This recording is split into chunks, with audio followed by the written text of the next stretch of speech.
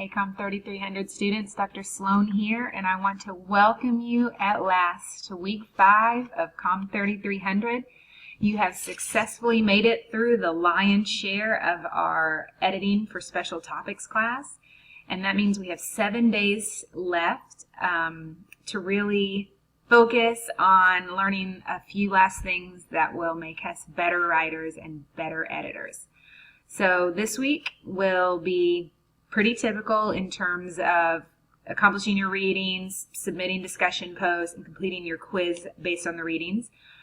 Something a little different about this week is there's no possibility for late work since it is the final week of class. Per the syllabus, it is possible to submit late work with reduced points up to 5 days late. However, that is not true for this final week of class. So all work must be submitted on time so that I can submit final grades to the registrar on time. The other thing that'll be a little bit different this week is you can begin editing your Module 5 submission of your marketing strategy paper with a clean version. So here's what I mean. On your current assignment explanation, this content does not exist, so I just wrote it here for our video. But I realized that this is a paper you originally wrote in Module 3, and then I gave you feedback on that in Module 3. And then for Module 4, what you have just submitted is, again, work that includes your edits, and then I will also make edits to that same paper today. So you'll get feedback on your Module 4 submissions today.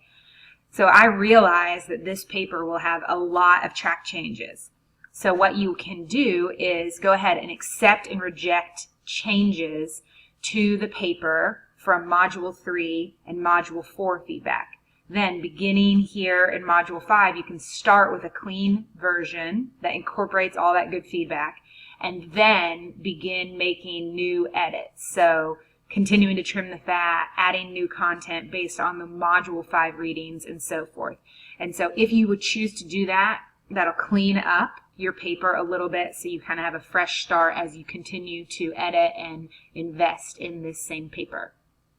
The final thing I want to talk about in this video is you have a unique assignment this week.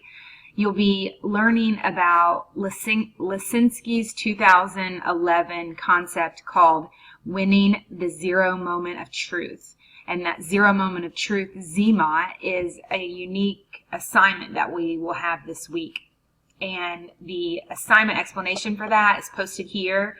I really try to detail in writing all the steps of this ZMOT assignment and the expectations for how you can be successful in that. A huge reason, a huge way that you will earn points is if your ZMOT post is honest and respectful. If not, you can expect a very low score or a 0 on this assignment.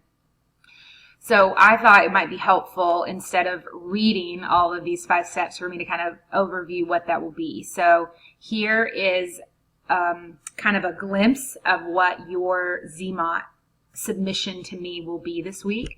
So on page 1 of your assignment, you'll identify a website you want to post to, and you'll explain why you chose that. So for example, I chose campusexplorer.com, and I explained why I chose that specific website.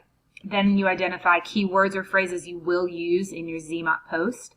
So for example, I chose all of these key phrases, and then I explained why I chose them.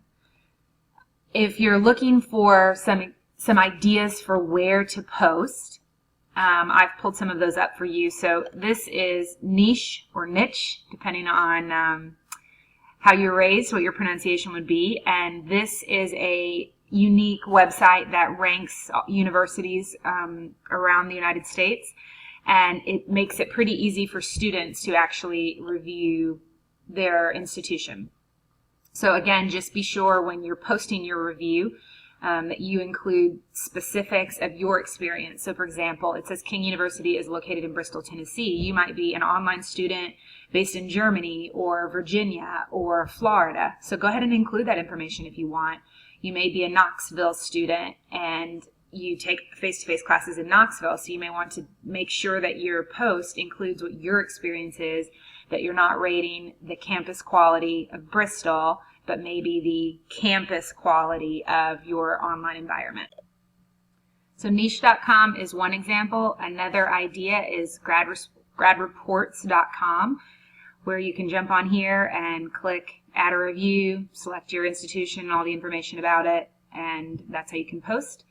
A third idea is to go to King University on Google+, which is Google's social media attempt. And all you have to do to add a review here is click on the pencil, and it'll lead you through the stages of adding a review.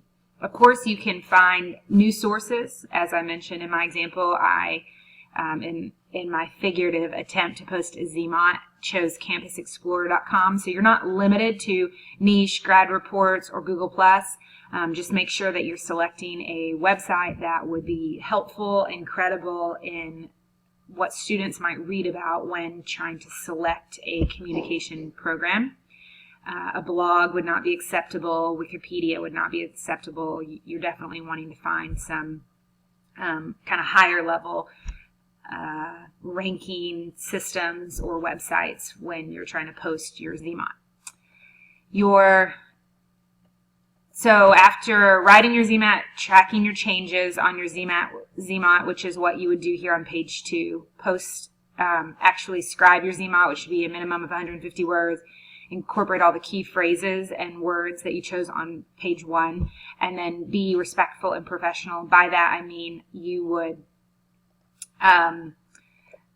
be sure that your content is positive and accurate and it reflects your experience at King University. If you feel that you cannot write about King in a positive light for whatever reason, then you alternatively can write a general post somewhere credible online that encourages people to earn a bachelor's degree in a useful program or degree discipline like communication. So I'm not asking any student to write falsely if they feel that King University is not a good university, if they feel like the communication program is not challenging and equipping them for success in the real world, then do not write those things. Instead, you can alternatively write about this idea right here. Another expectation here for your ZMOT is that all of your content is professional. Professional content, of course, is complete and coherent. There should not be typos. There should not be grammatical errors. Be sure that you're providing support for your statement. So, for example, if you say you appreciate the unique interaction you have with your peers, then you should explain how you uniquely interact with your peers or why the interaction is unique. So when you make a claim, support the claim. And then lastly, be sure you're referencing things correctly. And for once, I am not saying reference to APA style, just that you say King University instead of King College, and you say the Department of Communication or the Communication Program, not communications, because we are not studying radio, television, and film. After you post, you write your ZMOT post here on page 2. Then you will turn on track changes and you will edit the content on this page. Then you highlight it and copy. So I will copy this content and go down to page 3. And here I would paste my content from page 1, which I've kind of done here already as an example. And then I can just turn off track changes here, and I'd actually turn it on, and then I can accept or reject my edits. So accept the deletion, accept the insertion, and whatnot. So what I'm really working to do here on page 3 is to create this clean version of your ZMOT that incorporates all of your good editing skills and thoughtfulness that you wrote here and then you edited here, and then we'll actually create this clean version here on page 3 of this week's assignment. Once you've corrected or accepted all of the track changes to your work and you have your clean 150 word respectful professional ZMOT post that incorporates all of your keywords and phrases, then what you'll do is you'll actually copy and paste that and you'll post it to the website that you identified on page 1. So you grab all your clean content that meets all of the requirements and you'll post that to your source online. And page 4 will actually just be screenshots, because if you're posting something online, often these websites will not post your content in real time. They'll have maybe a 3-day or a 10-day window before they'll post content. And so it behooves you to screenshot the progress of your online submission so that you are proving that you completed the ZMOT from start to finish.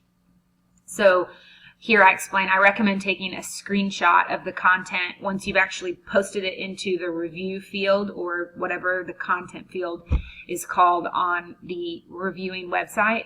And then after you fill out everything, your name or your alias, King University, your program, your city, all that stuff, then I recommend, and then you submit it, then I recommend taking a screenshot of what the website says after you have submitted your review. So for example, a lot of websites will say thank you for your review, or thank you for taking the time to add content about your institution, and they'll say your content will be publicly viewable in X amount of days.